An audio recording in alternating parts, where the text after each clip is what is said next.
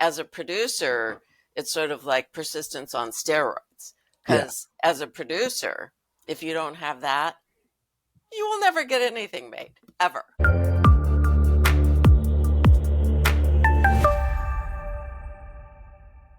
Well, there are movie stars and then there are movie stars. We have one of the greatest of this generation joining SmarterUmedia today, from The Rapture to Austin Powers, from the X-Files to Hill Street Blues to Bosch, and now to Bosch Legacy.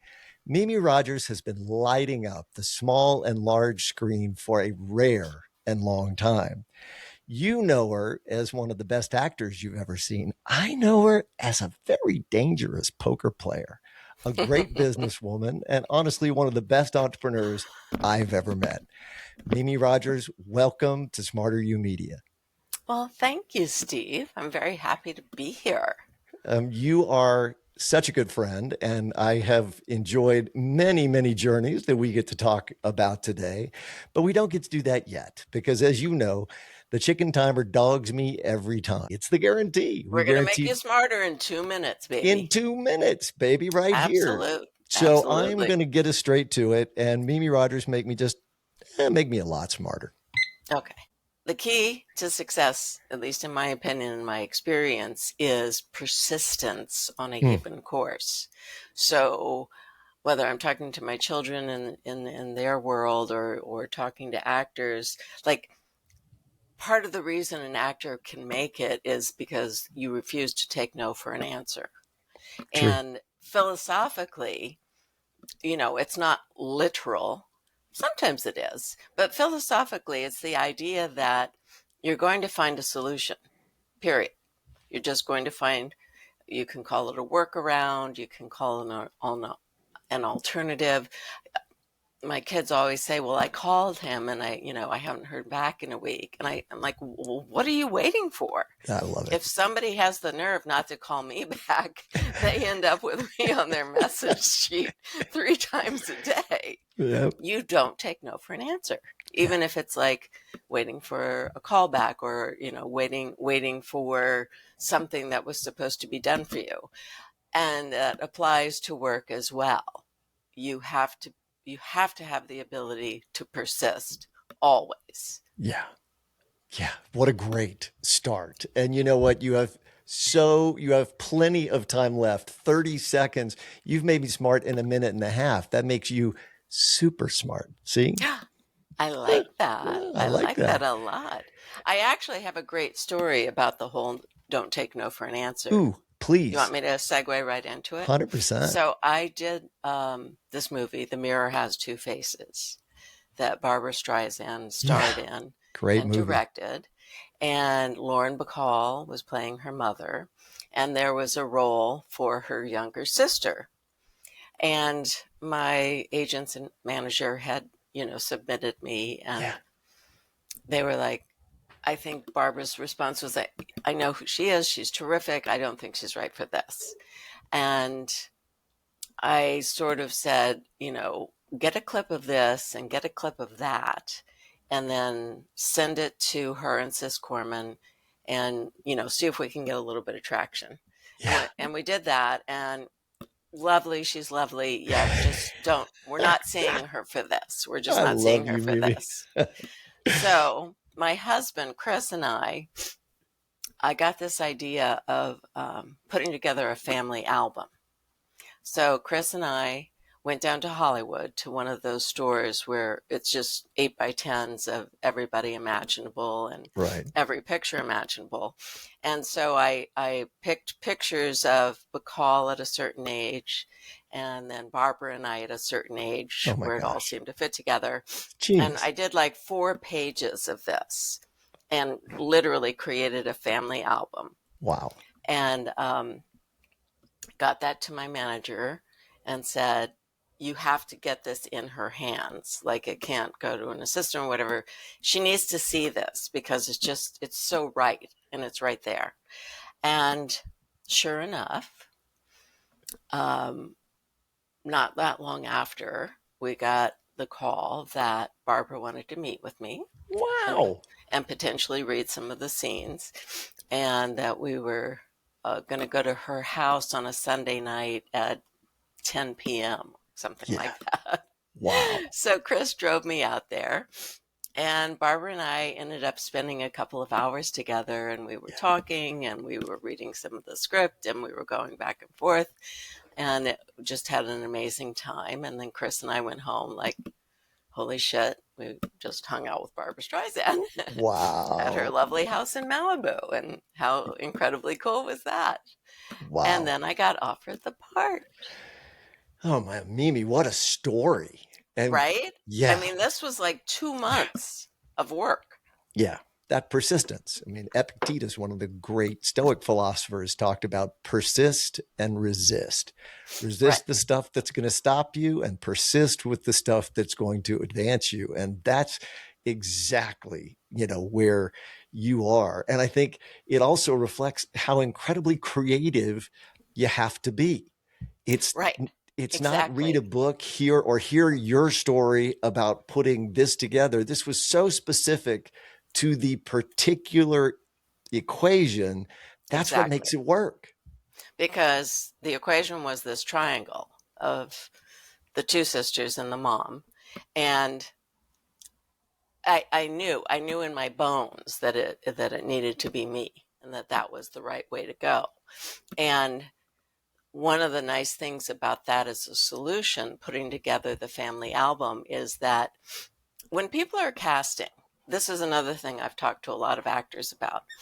When people are casting, whether it's the casting director or the director producer, they're looking for a solution to a problem, Yeah. right? The problem is we need a Right. person for this role. So your job is to present them with the solution. So like when I go in to read for things, I really think about how the character would dress and what kind of Right. accessories she might wear, because I want to go in with the visual representation. Right. And if it matches what they're looking for, that tends to go pretty well. So I really had felt in this case that if Barbara could see the family at different ages and different aspects, but if she could see the family, that would sort of get her over whatever her resistance was. Right. And look, it doesn't always work, but you have Really? this, Not every time? right? Mimi, come Exactly. on. I thought it was always But going. you have the satisfaction of knowing that you really did everything you could. 100%. And what you talk about as a small meeting and it turns into a long meeting where you're sitting in Barbara Streisand's house, Mm-hmm. those are transformative events that are simply, I'm in the door. And getting in the door, that's the hardest part sometimes. But when you get there, you have an opportunity to be you Yep. and to have people come to like you and want to be around you. Yeah. Yeah. Getting in the door often is the hardest step. And then if you can maximize your time in the door, inside, a lot of times good things result. As John, my husband's big on athletic quotes, but John Wooden says, when you work hard, good things happen. Yeah. Well, that's 100% true and yet not guaranteed.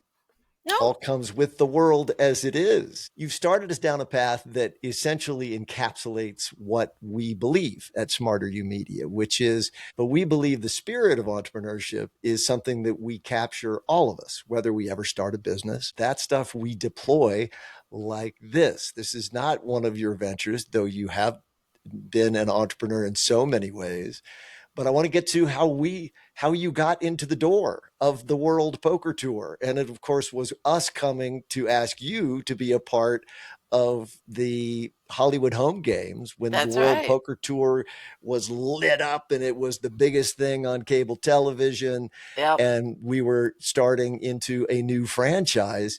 Do you remember that you were at the first table? You were at the first Hollywood home game I know. table.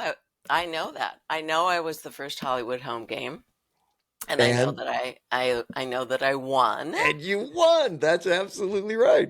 And my prize was a seat into a very big Yeah, tournament. I think it was like a $25,000 buy-in. it was. Yeah. And I know that I busted out of that tournament with the anticipated, loved, hated, adored, many feelings, pocket aces.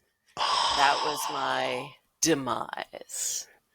As so many people standing at the rail. So the rail is the place where you look at what's going on. So many people standing at the rail are talking about aces and kings because poker's vexing.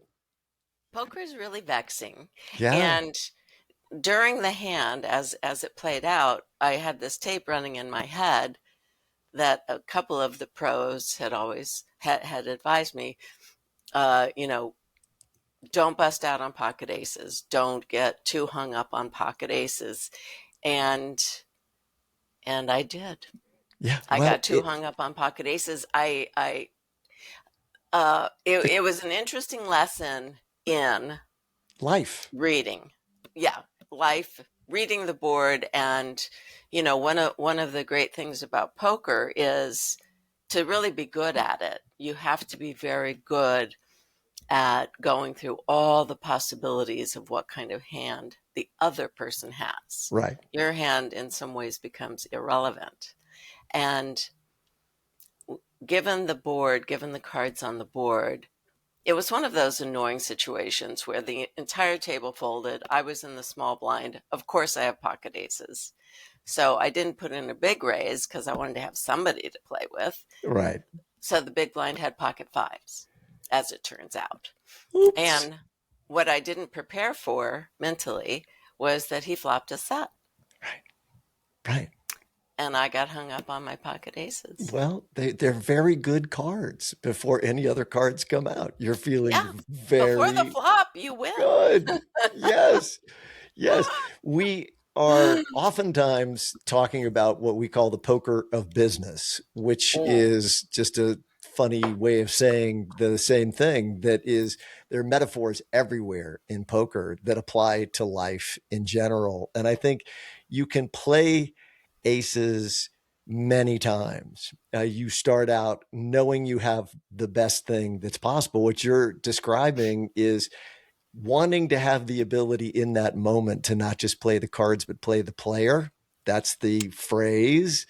And it's great and it sounds great when it works.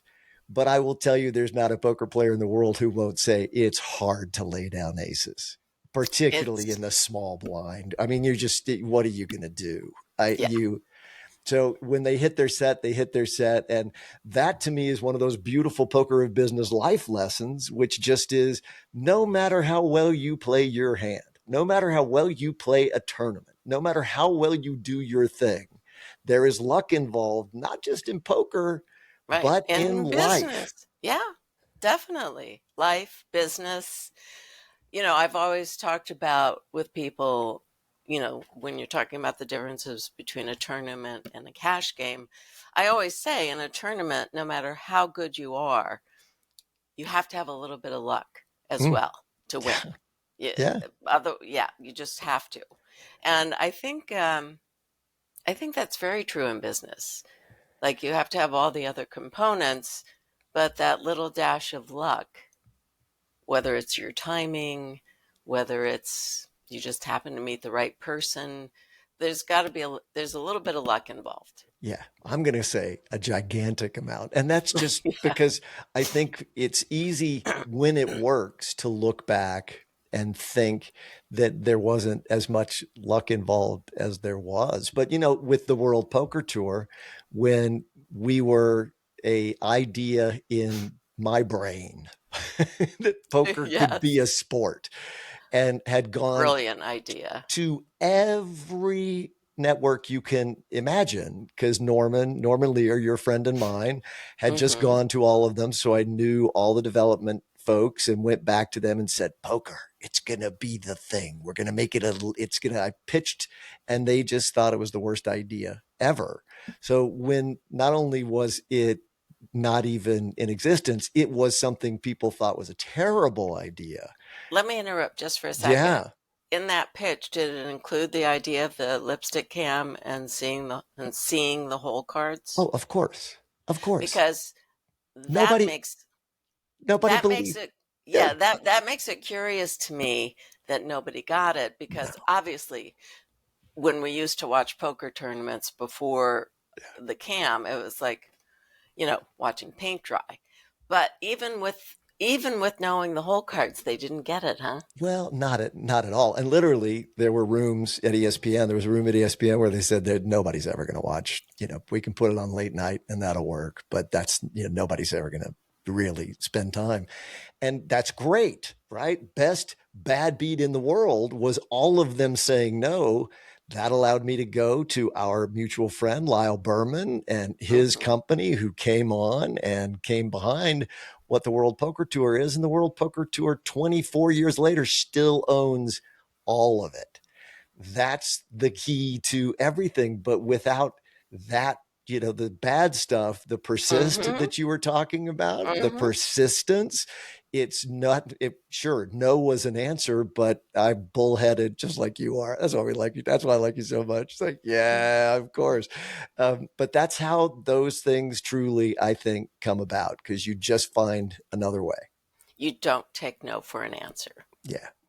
And there's many, as you've outlined, there's so many ways not to take no for an answer. In your Yeah. case, it was they all said no. Okay, fuck it, I'll go get my own guy. We'll go do it a different way. And again, it couldn't have been what it is today and what it became without that path. Right. The path we take, it is not one that we ever imagined ever. That's just true, Yeah. whether we want to believe it or not, right? You and I went around the UK together on a press junket, having Hmm. quite the blast and sitting in all of those different places talking about poker, which was fun and somewhat novel and new for you and for me too. We had so much fun doing it. But I know in those interviews, you sort of get the same sort of questions being an actor and being the Sure. movie star. I really want to dig into other pieces of this, which are the things that allow actors to be successful actors seem wildly entrepreneurial to me, because if you can do this over a long period of time, truly in a freelance world, it is just like so many other people who are trying to make their way in other fields. Hmm. It requires not just persistence, but it requires a lot of other sorts of things. When one job goes away and the next one's not there, how do you deal with that, with the gaps and the planning for those? That seems like an entirely difficult but very relatable world that so many of us are in. Well, it's interesting. Some of the parallels that I would find, certainly with actors who I respect and have had, very long, successful, interesting careers. Um, Preparation is a huge, huge part of it, and Right. that incorporates a lot of things. That incorporates studying, actually taking classes and really learning. And when I was starting out, I was in a really great class um, with a stage and film director, Milton Katselis, and it was a scene study workshop. So his whole philosophy was getting you prepared to actually, be on a set or go out and work. Right. So we'd pick scenes and have scene partners, and then the class took place in this theater. So when it was your time, you would actually put up the scene on stage and then get the critique and response from Milton.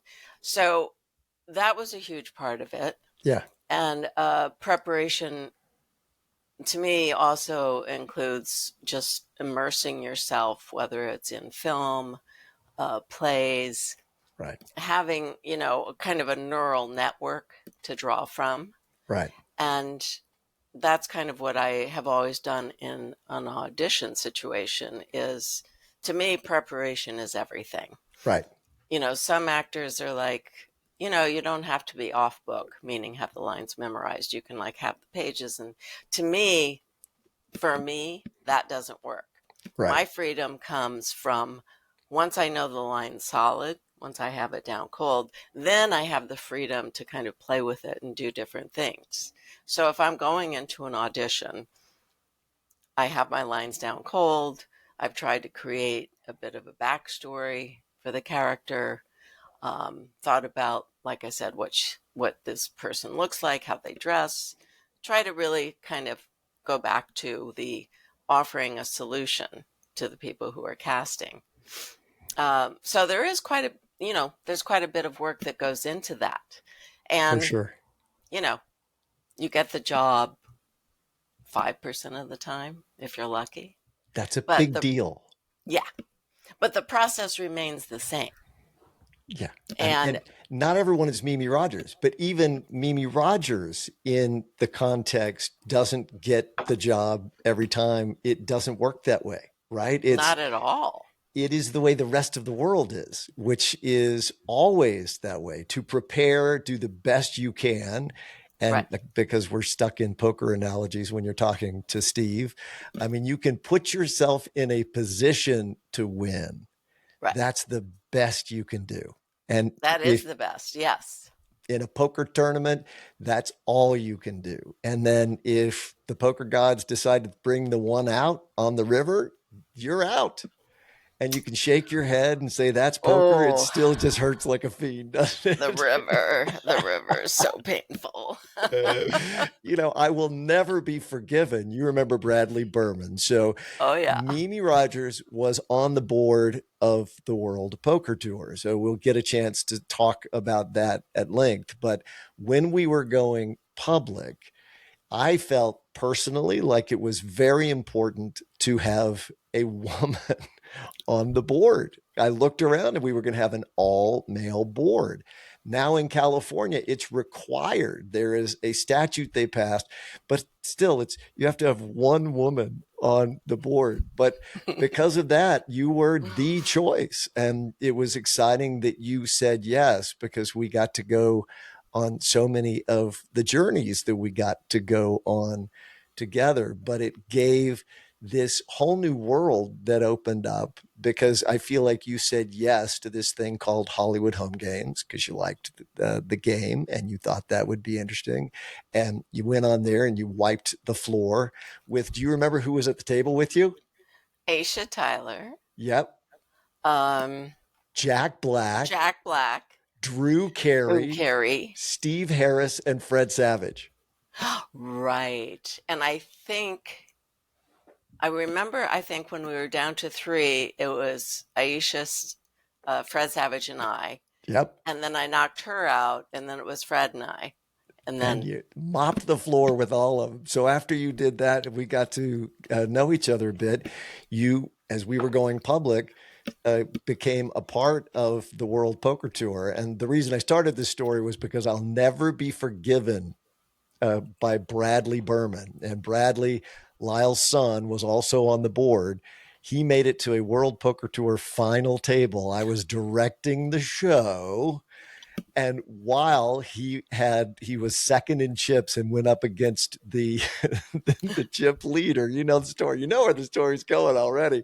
He goes up against with kings, goes up against the chip leader who had ace king. And in the back room, I out loud said, how about an ace, anyone? And the ace comes, and and forever he thinks I cursed him and somehow called an ace, which, by the way, I wish I had that talent. That would be a very useful one. you'd do very well at poker if you had that talent. It'd be very nice, right? Same thing happened to me at the tournament in London on that trip where we Yes. went to do all the press. I Yes. went all in with pocket kings, got called by the A- guy next to me who had ace king. Ace king. Yeah. And after the ace came out on the flop, uh, Doyle Brunson, God rest his soul, Rest was his at the soul. other. He was at the other end of the table, and he said, "I had an ace in my hand, so he just had that one out." And Wow. he got that one out. And that's the poker thing. That's, And that was yeah, me on my way out. yeah. Well, I mean, I think that the World Poker Tour, like I said, 24 years later, still a juggernaut all over the world doing its thing. But it isn't because we didn't have to pivot. I mean, one of the words that we use in the academic and the real world of business is the pivot word, because it's critical to being able to survive. And after Mhm. creating a gigantic global market, we got smashed by online gaming, which we were not allowed to do as a US Right. public company. And the companies that were doing it were making $5 million a day in the US and buying Hmm. television, but yet it's still there and is still a predominant brand because we work together on the board and with the people in the place to find a way, right? That's what you do. Yep. You never take no for an answer. You never take no for an answer. uh, Tell me some of the interesting sort of pieces of the equation. I particularly think of things like the X Files and Bosch.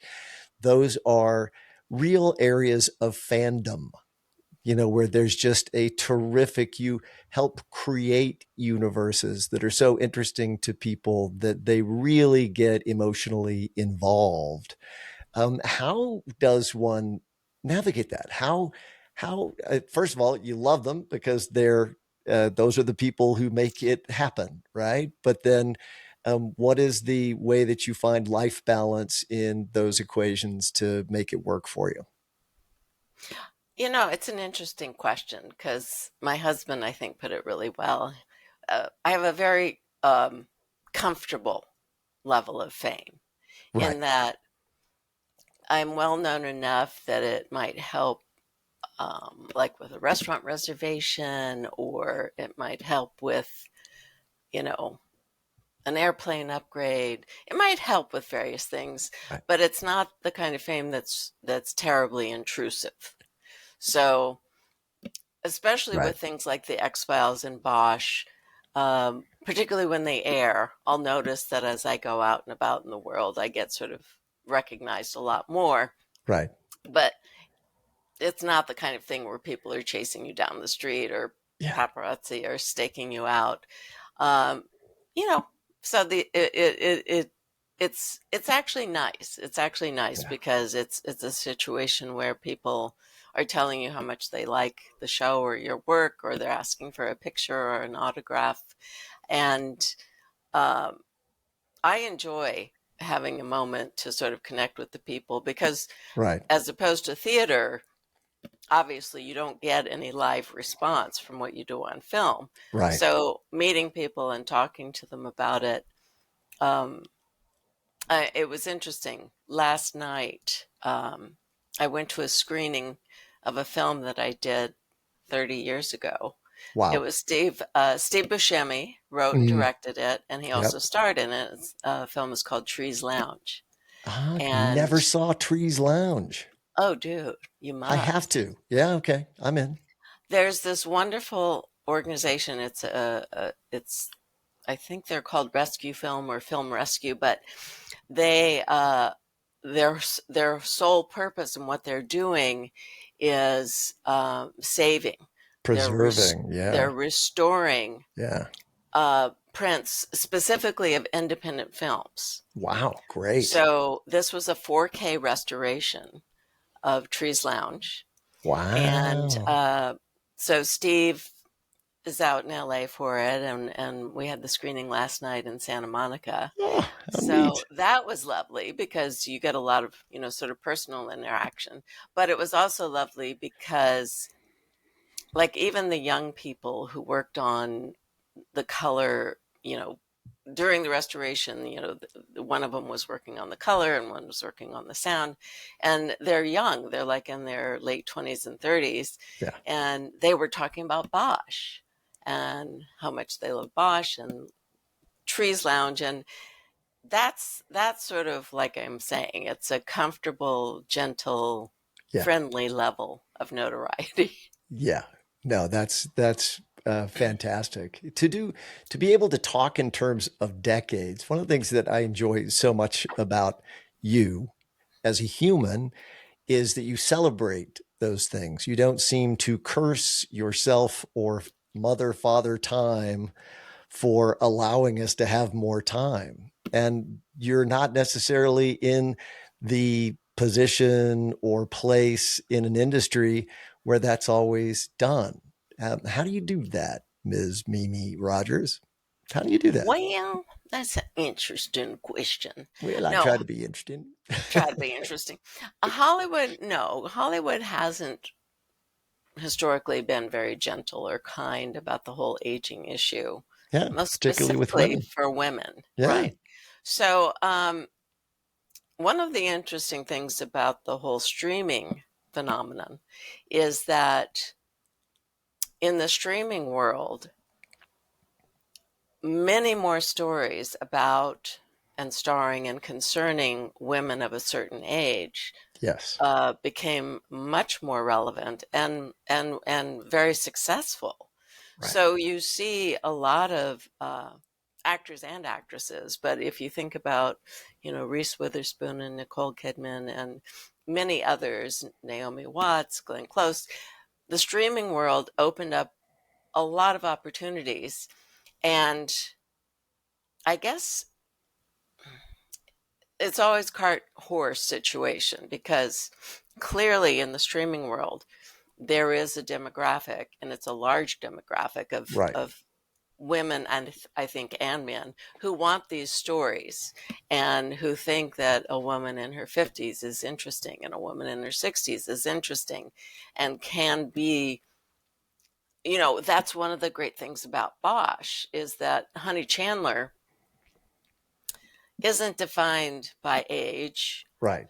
She's not defined by being somebody's wife or mother or girlfriend or grandmother or whatever. She's simply a character that exists Right. and Right. is fascinating. Sorry, my cat is Well, here. your cat Hi, is Billy. absolutely celebrating that answer and glad that the streaming world has provided that sort of diversity so that we can enjoy those roles. Yes, so it's definitely made the situation a little better. I will say though, for actors of my age, it's still there's not like a plethora of roles available. Um, Not nearly as many, as there are for younger actors. Um, and the other thing Can I ask a is, question before we go further from that? yeah, Why? Why do you think that is? So you've been in the industry. You and I have been in the industry for a long time. right, Um, why? So yes, you would like to think this is a bit of a data experiment that takes the conventional wisdom, which was not essentially having any of those roles or very few of those roles, and right. now to show that it's successful and it works, but still it's an uphill battle. Gosh, you just want to ask why. I just think in terms of the mindset and the money people, characters in their 20s, 30s, and 40s, there's always going to be more of that. Right, Now, I think there's a financial model where that can expand right, and there could be more. It's not like there's no rules for somebody my age, but there's fewer. right, Um, I think the more success shows have that do have people of my age, the more successful that is, the more roles there will be right, because it's already expanded. Again, thanks really to the streaming world. That has not, however, translated into the feature film world. But the feature film world is so fraught what a at the time. moment. Yeah, Yeah, yeah, it's yeah. I it's mean, yeah. really difficult. Um, the feature film world is basically just trying to stay alive.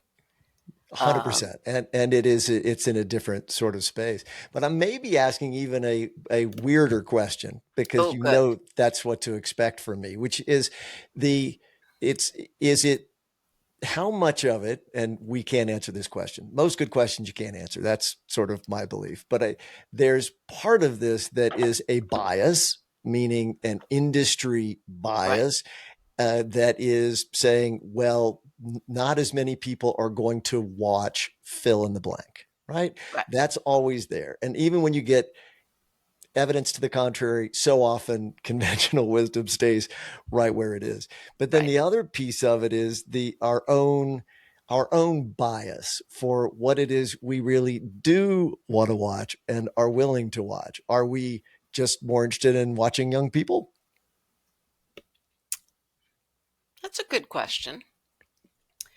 I don't think so, though. I don't either, but that's why. I don't think so Yeah, because I think what streaming in particular has shown is that if you've got a good story, if you've really got a good story, yeah, people will freaking watch it. yes. I don't know if you saw the limited series Adolescence. Oh, yeah, yeah.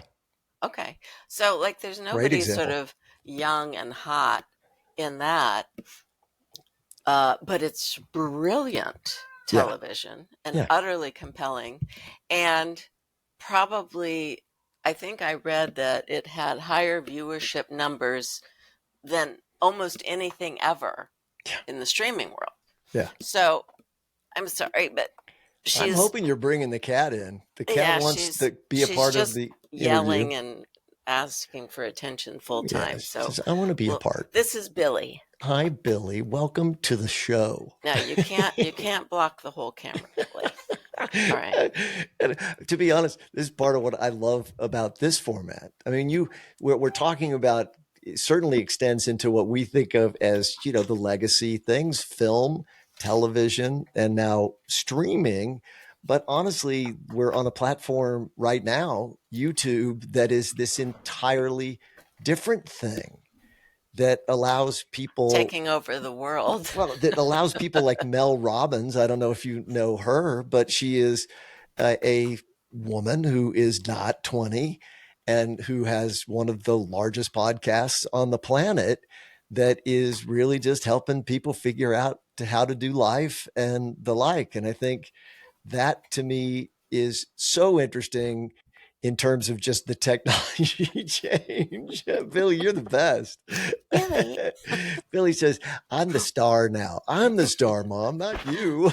my tail is the star of the show. That is brilliant. But I think, Charlie, my son says the cats are codependent. That well, they've yeah, developed an unhealthy attachment to me. yes. Well, Charlie has great wisdom. I'm sure I'm sure that's true. The the sort of technology change while you've Right. been in this business, night and day. Oh I my mean, goodness. absolutely outrageous. You've produced shows, you've packaged shows, you've done things. Again, when I talk about you being an entrepreneur, that's not just me saying nice things, it's very real. How different that world is now. Yeah, I have to throw in. I don't know if you saw it, but Quentin Tarantino, Variety just covered. He had his top 10 films of the 21st century, I didn't see it. and number 7 on his list was the film that Chris and I produced called Unstoppable Yes, with yes, yes. Denzel Washington and Chris Pine. That's number 7 on Quentin's list. Wow. Pretty And cool. and I remember the whole story, but you should tell us the story because how it is that happened, how it is that you found it. Persistence. Yeah, Well, yeah, but persistence. that's you can tell me that. Yeah, No, tell I'll the tell story. you. Honestly, Chris read the story of this runaway train. Yeah. It was an article in Reader's Digest. And he read it and he came to me and he said, Will you read this? Because I think there's something really interesting here. And I read it and said, Oh, yeah, this Oh has to yeah. be a movie. Yeah, this has to be a movie for sure. And he and I kind of worked on it and created a pitch. And my girlfriend, Julie Yorn, um, she and Rick Yorn had a company together and they kind of had an overall deal with Fox. So Chris and I took it to Julie, and then she loved it. So then we ended up going to Fox, and I did the big pitch at Fox, and they bought it in the room, That's great. which, like never happens. Never happens, right? And 7 years later, the movie got made. An overnight, a 7-year overnight success, like just Yeah. about everything, And right? I mean, sadly, it was Tony Scott's last film. Yeah. Uh, but Tony Scott was the reason after 7 years that it finally got made. Yeah. Yeah. And persistence. Persistence, right? Persistence. Um, being a film producer is, talk about, you don't take no for an answer. I have a million stories because we did, Chris and I did about 5 films for Showtime when they were making movies, Right. when Jerry Offsay was there. And there was always something like, we had scripts that were being submitted for a project. We were looking for a writer. Mm-hmm. And again, Chris came to me and he said, this script that got submitted, he said, I'm kind of thinking we should do this script. Like, I know it was sent as a writing sample, Right. but he said, read it and tell me what you think. Well, Billy, oh my God, sorry. She's trying to eat the microphone now. The screenplay was an adaptation of the young adult novel, The Devil's Arithmetic. Yep. Which was a beautiful, beautiful story about a teenage Jewish girl in modern times who wasn't very connected. Long story short, she's at a Seder. She kind of faints. When she wakes up, she's in a tiny village in Poland in 1943. Yeah. And goes through the entire experience. Okay, you have to get down. So I of course was like, yes, this is brilliant. We have to make it. And we took it to Jerry Offsay and said, got to do this. And he said, I love it. I'll only make it if Kirsten Dunst plays the girl. Oh my gosh. And Kiki, I think, was 16 at the time, so it was perfect. He said, but only her. I'll only make it. So I started the whole process of... So hard to be a producer. Yeah, and I think her manager's name was Iris, and we somehow got a hold of Iris and got the script, and then it turned out that The Devil's Arithmetic was one of Kirsten's favorite books. Oh, really? And she was like, oh my God, yes, I definitely want to do it. And we're like, oh my God, she said yes. She said yes. So then that was great. So then we got the green light to go into pre-production. And we were casting for the role, the other lead role of her young cousin in the World War II era, right, who goes into the concentration camp with her. And so we were reading people, and then one day Brittany Murphy, God rest her soul, came in to read, and it was like, okay, done. Like, no question.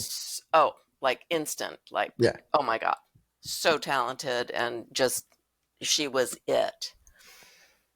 So we go to Jerry with, this choice, and he doesn't want to cast her. He said, I like names that if I'm walking down Ventura Boulevard and I mention this name, somebody's going to know who that is. Okay. And we're like, but Jerry, this girl's super talented, and we knew that she had this ABC movie of the week coming out, David and Lisa. And I said, I remember telling Jerry, you don't understand. This girl's going to be a star.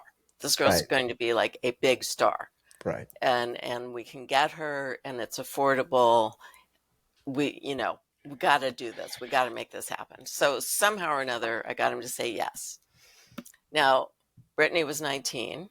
Right. So not a minor, but we were shooting in Lithuania, and Brittany, only would go on location if she had her mother with her. Right. And Showtime was like, no, we're not going to pay for the mother to go. She's not a minor. And so we were in that. Brittany wants to do the movie and has said yes, but she'll only go if her mother goes. And Showtime's saying, we Yeah. will not pay for the mother or anybody else to Right. go. So Chris and I said, fine, we'll pay for it out of our producer's fee. Let's just do this. And we did. And There it you got go. nominated for like 5 daytime Emmys, and it won 3 of them. And That's it amazing. was great. That's amazing. But back to the if you If you're a don't producer, if you don't find a way, you don't get it done. So exactly. the alternative is you got nothing. And Right. so to do that extraordinary thing, which just is going to make it work, that's a great story. And you got 3 Emmys out of it. Yeah. You just can't beat that, right? You No, just can't beat it that. was, but that, it's always been something that I've applied in my acting life. As a producer, it's sort of like persistence on steroids. Yeah. Because as a producer, if you don't have that, you will never get anything made, ever. And Whether it's taking 7 years to get Unstoppable made, or it was like we knew that Brittany was the other half of the equation. So if we have to pay out of our producer's fee to get the mother to go so that she'll be in the movie, fine, we'll do it. part of why I feel such a kindred spirit with you in our lives is that in some ways I have always had this feeling I don't quite see the world like other people see it. I feel like you don't see the world like other people see it. And I think maybe that comes from early life experiences. I didn't even know until I was just doing some background stuff before talking to you today that you graduated high school when you were 14. Yes, I did. And that's not like what everybody else does. And Yeah, so, nothing. Yeah, my life was not like anybody normal. No. yeah. So when you problem solve, and you and I have talked about how life is problem solving, when you Sure. problem solve, you have to do it within your own space, your own head, the way that you see things. I think it's beautiful to be able to see things different because you can convince people if you get them there long enough to do some things because they'll start to see a different way than their brain was blocking. Does that make sense? Oh, absolutely. Absolutely. Creatively, you kind of run into that as an issue quite a bit. Yeah. You have to find a way to get other people to step into your viewpoint, to step into your picture. Right. Because if you can get them to see what you see, then things usually can move forward in a much easier fashion. And if you don't get them to see your picture, then nothing moves forward. So yeah, I mean, you That's have it's weird because besides the persistence and the creativity, you've also kind of got to be able to shill. You've got to be a good like salesperson. sales huge. With Chris and I, and even with Julie Yorn, all three of us were, and particularly from the two of them, it was like you're the pitcher. You're the one who does the pitch. Right. Chris is like, I'll do background, I'll have everything ready for you, every detail, but you do the pitch. And that makes perfect sense and it worked. Yeah. Right? If you're a good storyteller, like when Yeah. I pitched Unstoppable, I'd be on my feet and the train would be swaying. And, it's like I try to go 3D on it, but I get that involved. I get that wrapped up in it. I think this goes way, way back because I started reading really young. I started reading when I was 4, and my folks would get annoyed with me because books, like it was always books, always books. Yeah. And my dad would like come in the room and call my name 3 or 4 times, and I wouldn't respond, and he'd see me sitting there reading, and I would explain like I'm in a full, like, I'm in a movie. I'm gone. I am Yeah. in this world. I literally do. I'm not ignoring you. I don't hear you. Absolutely. You are immersed in, which Yeah. is what great story does. So, secret to storytelling. I mean, when you go into a pitch, I mean, you've already represented the most important thing, I think, which just is passion. I mean, if you're really passionate about the thing, it's a lot easier to do it. But what else? I mean, other things that you found really helpful in the storytelling part of that equation. Well, I think the thing about great storytellers, whoever it may be, is their ability to give you a window Right. so that you get to enter into the story. I don't think you can be a great storyteller unless there is an actual narrative great story to tell. So, 100%. Yes. Yes. uh, for me, it was rather simplistic in that I got passionate about the things that I liked. And sort of my hubris was, I think I have really good taste. Like, Right. if I like it, everybody should like it.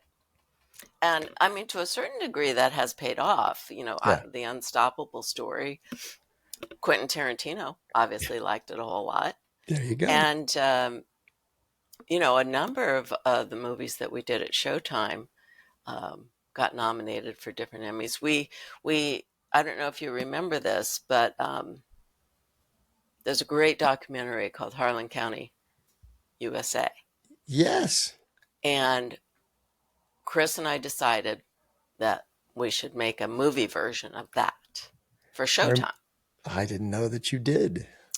And Barbara, I'm blanking on her last name, the documentary filmmaker who made it, um, we could only move forward with our idea if I got her to say yes and come on board.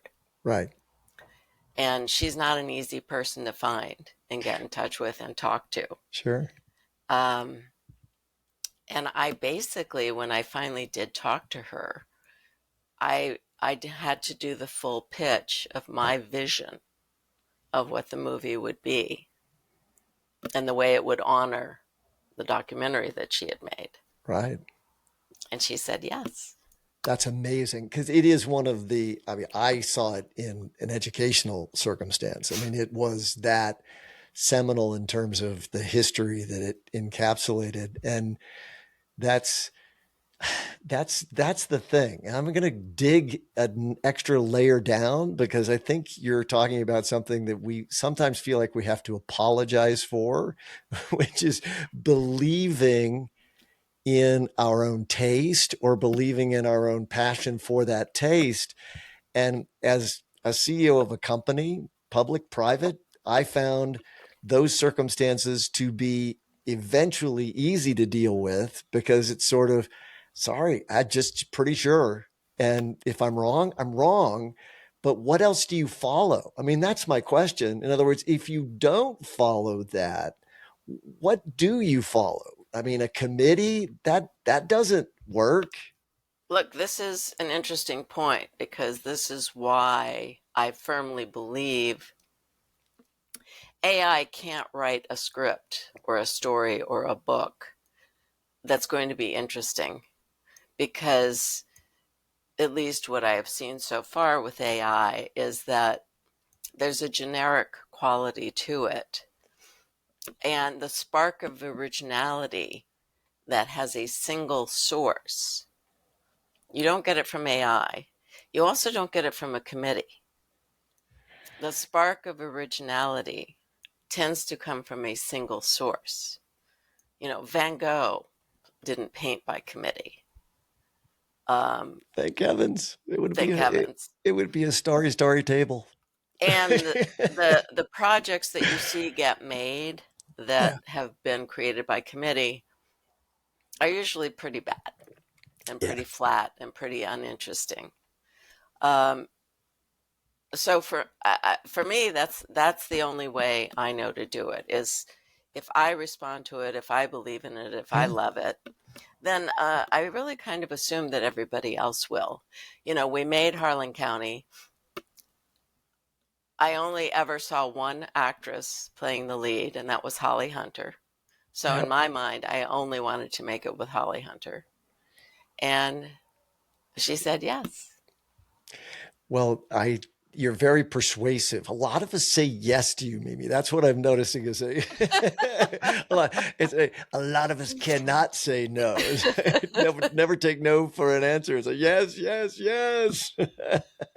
I I think that's really delightful, and I do believe that it's, if anything, if anyone walks away with anything, I would love them to walk away with Mimi Rogers' voice resounding in their head that says, believe. And if it doesn't work out, keep believing, because it's the force that puts our humanness into the stuff that makes the stuff brilliant.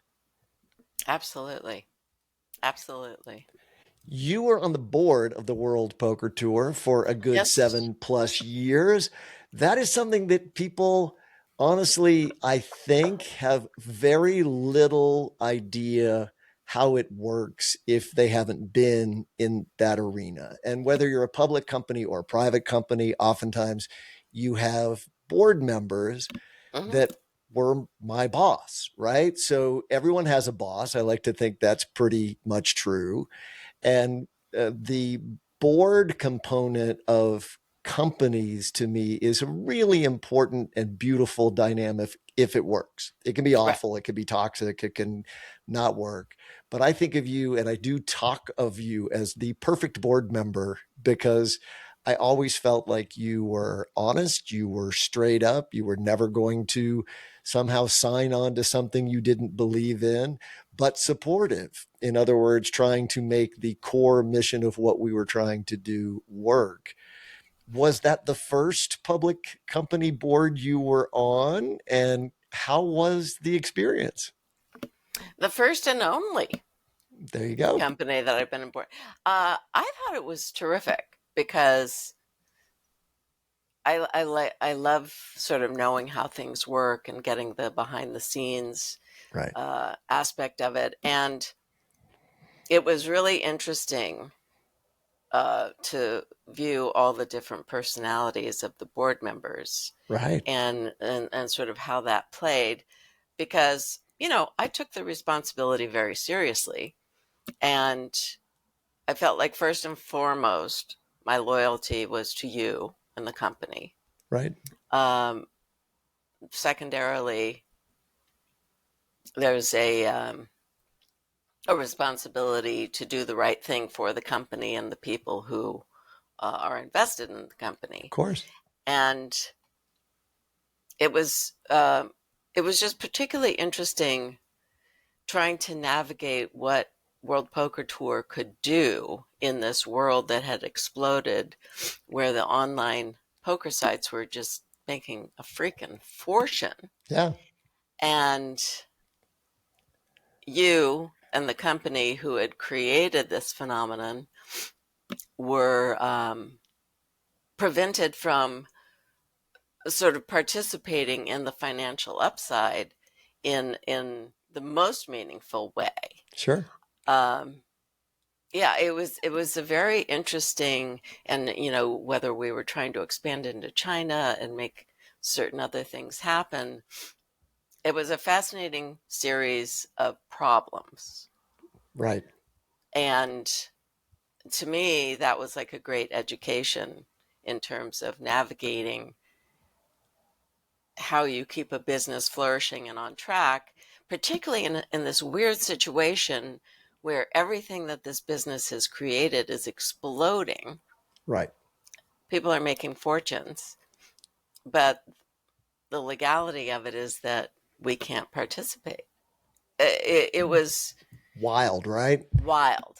It Yeah. was educational. It was wild. It was frustrating at times, very frustrating. Yeah. But I so enjoyed working with you. Ditto. You know, Yeah. Ditto. Lifelong friends made in the trenches, because hey, when it was the first 5 years, read like a script. The business plan read like a script. And that's what happened. But, preparing for success is something that we tried to do, but there are just some things you cannot control. And what you're talking about was the sort of best thing was it got so big so fast that it went from something that only happened in the US to this global gigantic market. Yeah. But then when the people who were willing to take risks that we could not take as a public company and probably wouldn't have taken anyway, that's the way markets work. These gray markets. Gray Yeah. markets is a term that I came to know way too well. and and to be in front of the board talking about sort of reality, it doesn't, even if you are, even if you take the best intentions, it's like a poker tournament. You can play the best you can, put yourself in a position to win. But if no one enforces the things that they say are illegal and they're making $5 million a day, it's really hard to compete in those markets. Yeah. I mean, that was one of my frustrations is I never understood how, at least in the US, they were able to continue operating at all, Well, based it's on the the, law.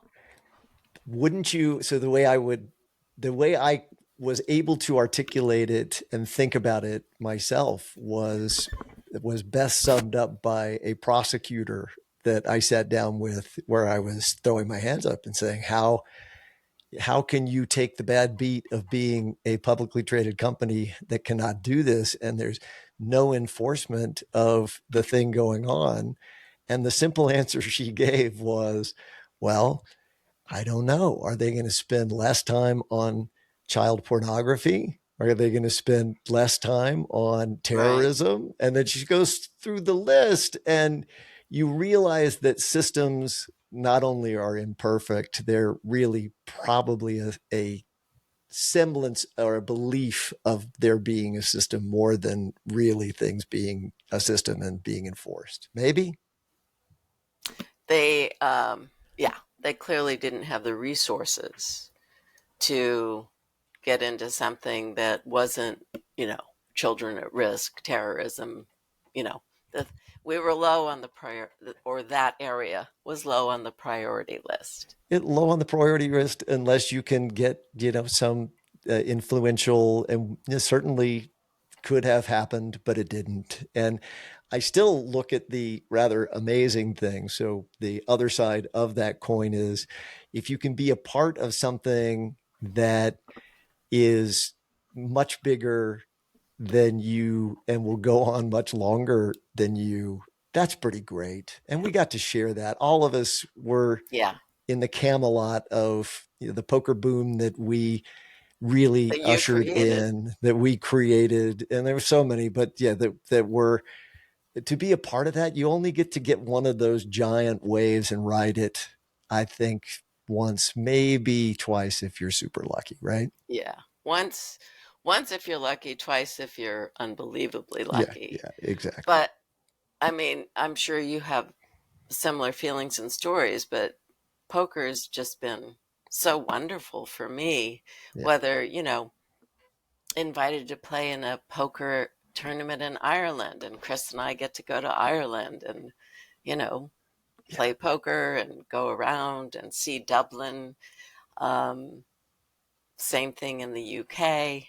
Uh, you know, and I've met so many really interesting and fun people who become very good friends as a result of poker. yeah. You know, there's a poker home game that I play in once a month, and some I've been doing this for like 13 years, It's and wild. I've developed amazing friendships out of Yeah, it.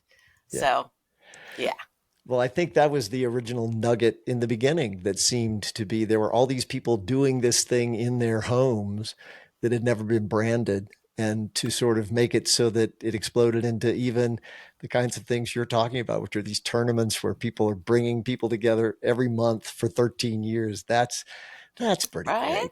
It That's is pretty pretty great. great. Yeah. And Yeah. I I do attribute some of that to what you created with the World Poker Tour.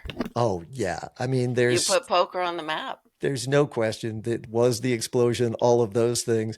But even that, when you get to share a little piece of history, one of the things that I think is perspective giving is that history probably always is told wrong or in different ways, or depending on it's the Rashomon effect. It's Oh yeah. always the perspective of What's the the person filter? telling the story. So, but it still gives you a chance to be a part of a little bit of history. And if we can do that, I think we've done pretty It's good. pretty cool. It's pretty damn cool. It's I pretty mean, damn look, cool. I feel uh I feel that way about things like some of the movies that we made, like Devil's Arithmetic, Yes. as the film, besides the Emmys and stuff, it became a tool that a lot of teachers in middle school then were using as part of their Amazing. ability to teach about the Holocaust. Yeah. And Chris actually has attended, I don't know, four or five where they've invited him to come because they're going to show the film. And then he talks to the class after they see it. Oh, that's great. And he's always blown away because a lot of these kids are like, this really happened? Yeah. What is this? This happened? Amazing. It's amazing, right? Yeah.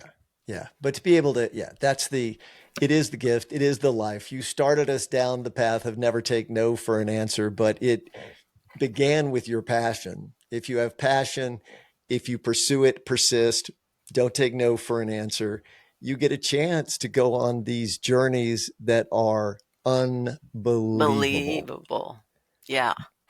And may we share many, many more of those together. And I could talk to you for at least 100 years, but we won't do that. I'm going to circle back around to the last question that we ask, which just if there's an information source that you know of, things that you use to get information that you think is good that I may not really be aware of. Is there something that you would impart so I go off being a better curator of my own information?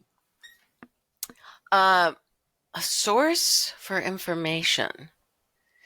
Look, I'll go back to when I was a kid. Books.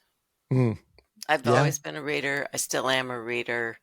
I think there's an interesting trend among people in their 20s and early 30s where it's a bit of a backlash to social media and sure. spending endless hours on their phone. Like my niece, who's 31, uh, she's part of this sort of little movement where books are her thing now. I love And that. she reads like 10 books a month and always wants more suggestions. And there's this whole sort of wave of people who are like, "Ugh, fuck it, put the phone down." And I hope so. I do. I my hope so. my breadth of knowledge, I really have to attribute to reading because Yeah. I didn't go to college. I did graduate high school at 14, but I did not get like a great education. Yeah. The knowledge that I have, I think, is a combination of life observation, but really books. Yeah. Well, that's a beautiful thing. Dare I ask if you wanted to give one or two that you just think, man, it's relevant and interesting to read today? I'll start first. Okay. I absolutely think everyone should try to go back and read Animal Farm today. It's a short book. It's Yes. easy to read and Orwell. it's a phenomenally relevant to our period book. Read Animal Farm. Frighteningly relevant. Yeah, but gotta Um, know. Yeah, we gotta read it. yeah, Yeah. you got to read it. Um, so I think everybody should read The Grapes of Wrath by John Yes. Steinbeck. Oh, what a book. If you want a sense, yeah, Oh, I just got chills. I mean, it's that kind of book. I haven't it read is that. Grapes of Wrath. Wow. It's Yeah. historically fascinating. It it it explains and dramatizes the human condition in a way that maybe no other book Yeah. really has. Yeah. I think People should also read the Kurt Vonnegut collection of stories called Welcome to the Monkey House. Really good. Oh, Also yeah. quite relevant. Yeah. No, those are just absolutely great. Well, you're going to send us off with things that we will enjoy as an assignment. And I just can't say it bigger, better, badder than to say how much I appreciate you and enjoy you and feel honored to be in the presence of you and some of the great people we have gotten to work and play with. Right back at you, baby. Thank you for coming to Smarter You Media. And everybody, don't forget, stay open today and be curious. Your life will be better for it. Come back Listen next more, time. listen more, talk less. Listen more, talk less. Yes, that's as I keep talking. Bye, Phoebe Rogers. Bye.